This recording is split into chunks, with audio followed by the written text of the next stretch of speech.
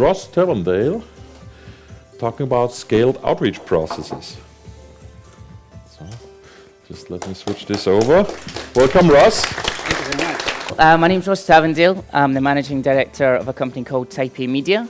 We're kind of famous for doing things like 4-day work weeks in our company, and we're kind of like the media and PR darlings of the kind of industry, and we kind of focus on kind of high-end kind of outreach most of the time. When Christoph asked me to speak, he asked, you do a lot of stuff for like kind of corporations, so we'd like to work out how do you actually frame and reference link building and sell it to big corporations. So I'm going to go through how we physically sell that stuff in to get clients. So the first thing to note is when you sell this stuff, the first place that you go into is something called a boardroom, and it's got a bunch of very different people in it. It kind of consists of about 4 people. The first one is like the kind of digital bro, where when you're doing your kind of selling into these corporations, they're like, oh yeah, I read this thing on Backlinko, there's this Moz article I really liked, and you need to sit there and be like, great. He's never built a link in his life, but he knows every link technique under the sun. You get the brand lead. Their job is mostly just to shit all over all of your campaign ideas and say, it's not brand safe, we're not allowed to do that, we already have a PR agency, yada, yada, yada. Procurement, who are actually kind of amazing. They're more actually like old school link builders. So you'll go in and say you were going to do a PR campaign. They're like, so that's going to be 3 links a week, deliver on a Tuesday, do it this. So those guys are actually really easy to deal with. And the last guy is the one who holds the kind of purse strings, the guy who's going to sign off all this cash. He's usually some sort of C-suite or VP of marketing guy. He reads the Financial Times, and he read a couple of years ago that Expedia got a link penalty and the stock price went down, so he is shit scared of you and everything that you do, and the idea of link building is something that he doesn't want to touch. These people have got 2 major interests. You've got declared interests and undeclared interests, and let me explain what that kind of means in this kind of scenario. The declared interest, we are committed to bringing democracy to the oppressed. We've heard that a lot, right? Which is true, but then if we look at the democracy that they bring, it tends to have a bit of an upside, which is financially lucrative for the kind of oil companies in that particular region. Has anyone ever heard of the company WeWork? Yeah, so it's those kind of cool places, a bunch of guys with like beards and cool glasses on, like playing snooker and table tennis and pretending like they're actually doing work. Declared interest, as an agency, what do we say to all of our clients? Our core thing that we want to do for you is increase your organic traffic, increase your organic revenue. What's actually happening? We will templatize a bunch of deliverables, give it to some 5-year-old hipster man baby who's then going to slowly rip them out to the client over time, and they're going to be happy because that's perceived as added value. So in terms of the kind of declared interest in these boardrooms, the digital kind of bro, he says he's interested in organic traffic. The brand woman cares about brand safety. Procurement just wants to manage the deal. And the VP, he cares about quarterly earnings, and he just wants to sit tight until he retires so he can liquidate his stock and get the hell out of Dodge. Ultimately, that's what's happening. And if you go into these things and start selling like that with that in mind, the conversations we have are very different. So how do we make these people link builders? Where we're speaking to these people in the boardroom, one guy who kind of knows what he's doing, and then the guy who's making the decision who prints his fucking emails out to actually sit and read them out.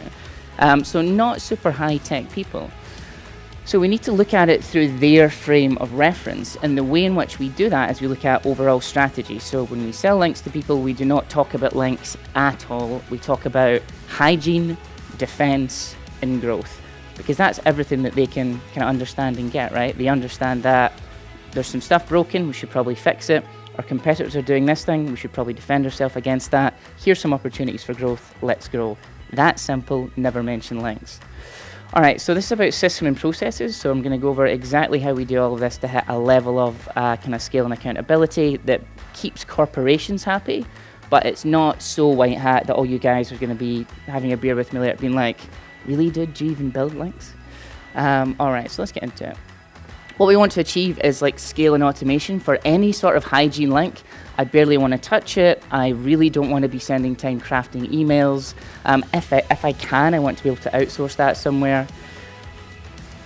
Some tools you will absolutely categorically need. Show of hands, anyone use Pitchbox in the room? I imagine a lot of you do. Not a lot, actually. Well, I highly, highly recommend that you get into it. URL Profiler, I use that for a lot of kind of scraping and data. stuff. Brand24, anyone use Brand24? No one. Okay, so Brand24 is like a kind of monitoring tool, so if your brand name's mentioned, it kind of pops up. So kind of like a Google Alerts, but kind of on steroids. And of course, Majestics, brackets, or Hrefs, whatever your preference is, go for it. They're both very good link databases. Does anyone do reclamation at all? By show of hands, anyone at all? Yeah, cool. All right, so for people who don't know, reclamation is essentially just finding unlinked mentions of your brand or your website around the web and reaching out to people in order to get the link added. Which is all very well and good, but success is very much dependent on if the brand is being mentioned in the news. So the way in which we do that, first and foremost, in terms of listening tools, there's a bunch of them out there. I probably tried literally every single one in the market, from your kind of Talkwalker to Mention to Google Alerts. Guys, at Brand24, I would definitely have a look at that if you've not used it. It's very, very good. The reason I quite like it is they have these Boolean features, which we're going to get onto in a second, which is essentially if this, then that, or and or statements, so we can create lots of really, really heavily defined lists very quickly. All right. In terms of scaled reclamation, it's really, really simple. We're going to go to Brand24, take our CSV, put it into Pitchbox, send them all the emails, and magically, we get the links. When you're doing all that sort of outreach, what I'd recommend is please don't email the journalist. So if there's like a link at like The Guardian or the BBC or something like that, email the IT guy. So if you email the IT person who's in charge of the website, and then you CC in the journalist who wrote the article, some weird social conditioning thing happens where they're like, am I meant to do that, or are you meant to do that? Is that my job or your job? And because they both work in the same organization, but not at the same desk, this kind of weird thing happens where they just start putting them live. I've had people come back to me, like, we're scaled brand reclamation outreach, being like, really sorry about that, link's now live, and I'm like, that's fine, just don't let it happen again. But thanks for the link. We keep it really light, so with that sort of stuff, jokes work incredibly well. I know that sounds like really naff, but when we set up these emails, we'll always put, so for example, we're doing something for a card company, and their mascot is like a pigeon. So we wrote the email in the first person as a pigeon. And for some reason that got tons and tons of response and tons of links off the back of it. We tend to do 3 emails, so 1 every week. If they don't answer, they get a follow-up and a follow-up and a follow-up. Make the email more mental towards the end. So for example, the first one, really short and snappy, 1 sentence. You've used our stuff, you've not linked, please add the link. The next one gets a bit more aggressive, and then the last one is like completely sublime and completely mental, because at the end of the day, if they've not listened to you for the last 2, you've got absolutely nothing to lose, so you can literally say anything. And this is just some proof of that actually working. So we sent them a bunch of jokes for the brand reclamation stuff, and yep, that's great, links added. And then we were doing another campaign, and because we already know these people and they already provide links for us, we just get in touch with them and be like, you know how you already like me because I'm the pigeon jokes guy? Can we get some more links? And they're like, yep, sounds like fun, and more jokes too. That was someone from the Daily Mail in the UK. Like I say, spread them apart. So what tends to happen is when you get 3 weeks into doing brand reclamation every week, by week 3, you've actually got 9 concurrent campaigns running. So if you're doing this for yourself or doing this for clients, don't actually expect any major results until week 3 or week 4, because what happens is you get this kind of compounding effect where week 3, you've actually got 9 completely different staged campaigns running at any given time, all completely automated. So it will take a little bit of time to ramp that up. All right. So if you're not a brand and you're not getting tons and tons of news, what I recommend, you've got to create deal flow. And when I say deal flow, what I mean, so for our agency, deal flow is how many leads am I getting in a kind of weekly, monthly basis, and how many am I converting. What we need to get for you guys is a self-replenishing list of places that actively we can get links from. When it comes to deal flow, why don't we very simply hire a photographer? So I was doing this for an insurance company who sell car insurance. We just got them to go and take a bunch of pictures of like sports cars, bang them up on pexels.com, and then optimize that to rank for things like free images of cars and things like that, free stock images of supercars. Then all of a sudden, these start popping up all over the web. We own it, we've got the license to it, so we just very nicely reach out and say, thank you so much for using our image, your blog post looks lovely, but where's the link? Give me the link. And they always tend to do. The baller version of this is just to go and buy the license. So if you go onto pexels.com, you can find the actual photographer with the fist bump bro picture and be like, hey man, I would love to actually just buy the license rights to that completely outright. And they'd be like, oh, what, to the set? And you're like, no, just one image. I'm like, okay, so what, how much you want for it? So I'll give you $5,000 for it. And he'd be like, give me $5,000 for one shitty image. I'm like, absolutely, I'll give you $5,000 for one image. And you guys might be thinking, well, that's a lot of money for one image. I'm like, it's not, because it's got 23,000 people currently using it with no attributed links. If you could buy a list of people who almost have to give you a link, and there's 23,000 of them, would you pay $5,000 for that? You probably would. So you can do that. The slightly naughty version, I would just like to say that publicly I do not condone this sort of behavior due to ethics and yada yada yada. People are laughing, I'm being serious. Anyone see this in the news a little while back? At Gatwick Airport, there was a drone that flew over Gatwick Airport and everyone was going mental. They're like, should we shoot it out of the sky? Did it even happen? What is a drone? If you're not from the UK, you might not know what Greggs is. It's a bakery, and then they decided to make a vegan sausage roll, which, because there's fucking nothing happening in the UK, apparently this is news. So what's going on here? So both of these got major news coverage, but Greggs don't have a press centre, and neither do Gatwick Airport. However, they were written about several thousand times over the course of 2 weeks. That's interesting. And when we go to GoDaddy and I type in Greggs.press and Greggs.news, and those .news and .press domains are being used more and more by PRs just to host all the press releases, I'm like, oh, that's available. Still is, by the way, for $6. Interesting. So there's no reason why we can't go to their corporate site, scrape all that up, bang it onto the Greggs.press version, put some new stuff about the vegan sausage roll, and that brand reclamation stuff I was talking about earlier. Why don't we just conduct it for this particular news story? And now in terms of like building a PBN, not really my thing. I don't confess to know a lot about it. Matt's definitely the expert in the room for that. But I mean, you're building up a very powered up website just based of all this news stuff. Downsides, potentially illegal. Be careful, especially if it's passing off. Don't use any of their brand assets or anything like that, because that will get you in some bother. It's not super ethical either, but I understand that those techniques are used in order to build high authority PBNs to link out to your affiliate sites. The kind of white hat version of this is spinning up a data visualization, which is really simple and really easy. So every single time there's a big bit of hysteria in the news, what we do is we go to Twitter, scrape all the information out and just make maps of where all the information's happening. Let's talk broken links. I appreciate it's not early 2000s, so you're like, yeah, we get it, broken link building, it's the thing. So we're finding links that are pointing to us and our competitors that are broken, and then getting them updated to point to us. This is completely done for you inside of Pitchbox. There's a connection with Hrefs, literally, you press the button, it connects, and then boom, all your broken link building's there. In terms of systems and processes, that you can have that automatically run on a monthly basis. So it literally just comes in, here's your broken links for you, here's all your competitors' broken links, go fix them, go get them to your site. That's a really nice, easy one. I know what you're all thinking, I don't have broken links because I'm an SEO and I'm amazing at this sort of thing. Okay. What about your site 5 years ago? Or what about your domain 5 years ago? I appreciate a lot of you guys, if you're making PBNs, you're very au fait with the archive. But I wouldn't suggest that you go crawl the entire archive and then bang that through Majestic to see if there's any broken links pointing to it.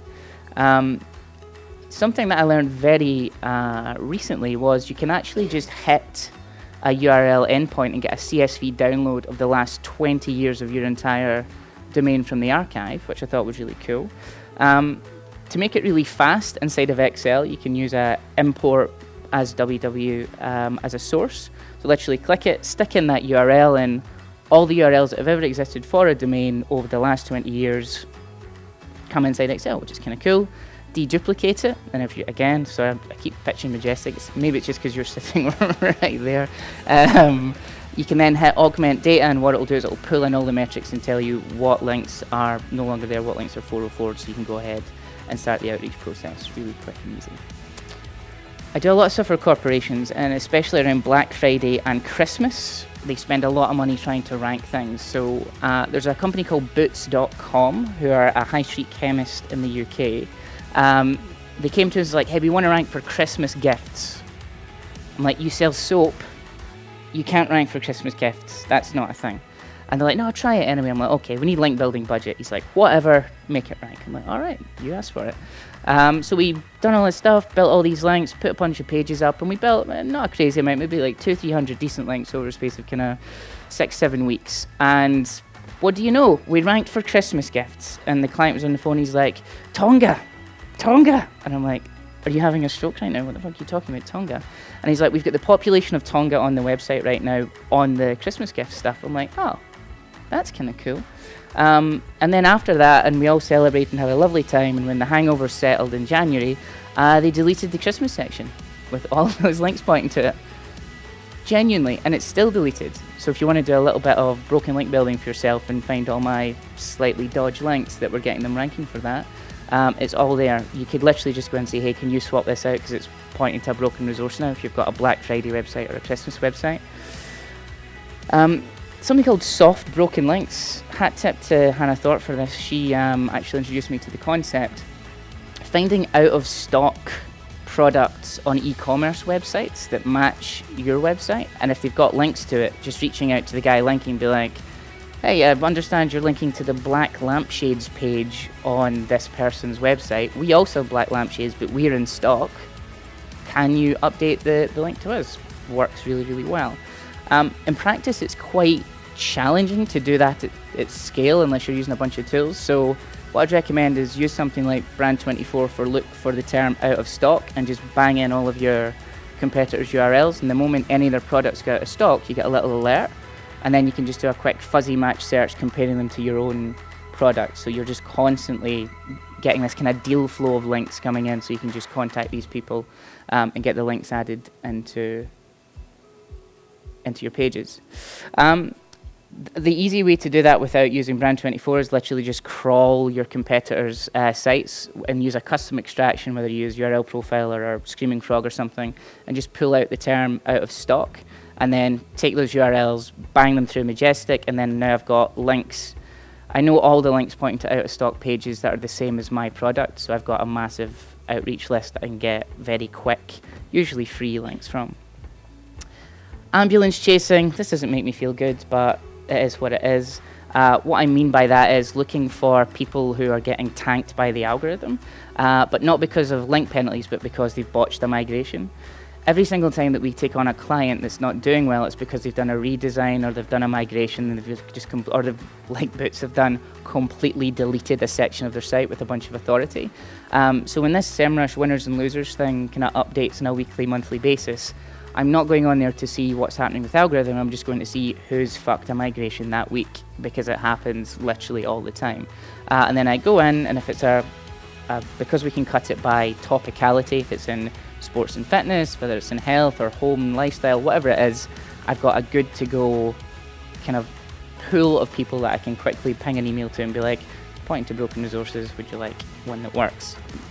So in terms of defensive stuff, just set this up and forget it. So use something that's got some sort of recurring thing. So inside of Pitchbox again, they let you do advanced operators, so you can do in URL resources, things like that, really basic stuff, and just have it run on a monthly basis. I'd recommend that you do that. The way in which I'd kind of recommend that you automate it, SEMrush have actually got a really nice integration with Majestic where you can have it run. It looks for toxic backlinks, but if you just filter it by non-toxic, it'll literally just every single week give you a big list of places that you can get your links from. In terms of footprints and resources, I recommend having a look at Andy Drinkwater's blog, so he's got a bunch of stuff there. Citation Labs, Garrett French, kind of veteran link builder in the industry. He's got a really nice tool that'll do a lot of that stuff for you. Anyone still use Scrapebox? We tend to go get our keyword list, put it into the keyword Scrapebox expander. It puts a letter of alphabet at the start and at the end and runs all the related searches for it, so it spits out hundreds and hundreds of different keywords. We then apply that to the footprint and start scraping in all these different footprints, so we get a big massive list of places we can start our outreach to. Alright, last thing is growth. When I talk to a lot of people about link building, especially guest posting, they kind of lowball themselves all the time by doing this whole, have we all done that, like site command, like it'd be like, in URL, write for us, keyword, rinse, repeat, rinse, repeat, rinse, repeat, right? Which is fine, but like everyone in the room is doing that. Every VA is doing that. It's very basic, easy stuff to do. So I stopped doing that, and we talk about competitor backlink analysis. We don't actually talk about comparator backlink analysis. So if I sell car insurance, another insurance website will be my competitor, but Auto Trader, eBay Motors, places like that are my comparator. They're kind of my universe, but they don't sell what I sell.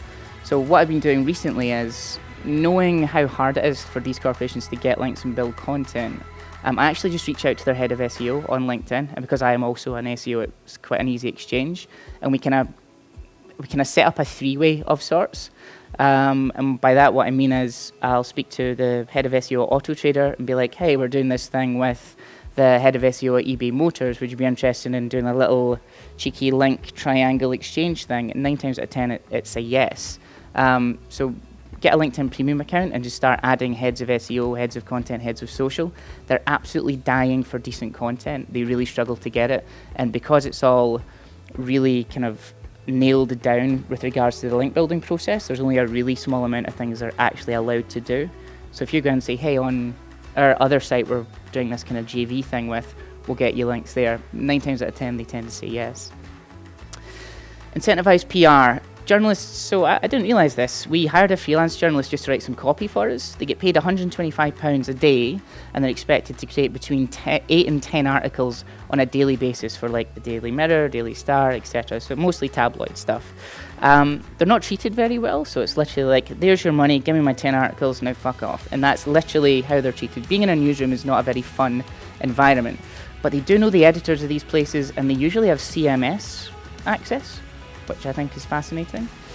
So what we tend to do is we'll contact them and say, hey, you get paid £125 a day, right? Cool. How do we pay you that for one piece? And they're like, okay, definitely, let's do it. I'm like, great. How's about if you pitch this to your editor and it goes live, we'll triple the amount that you pay for it. So we're incentivizing you to be our PR for us. And that tends to work incredibly well for obvious reasons. We also say that if you refer any of your friends and they also get his links, we'll give you 50 quid. So it's a kind of moving incentivized thing, kind of like the old school Uber growth hacking thing of like, refer a friend, get a tenner. It's like, refer a friend who publishes a link for us and we'll also pay you if they go live. Point to note, tabloids only. Do not contact the Guardian or the BBC or any of those guys. It's probably not going to happen for you. All right, so just in closing, so point-to-point outreach is kind of dumb, so I would advise you when you're doing any PR or kind of big outreach pieces not to contact one person at a time. So thank you very much, Ross. Amazing presentation. My favorite was, of course, translating all these personas and how to cater to them and how to not sell link building.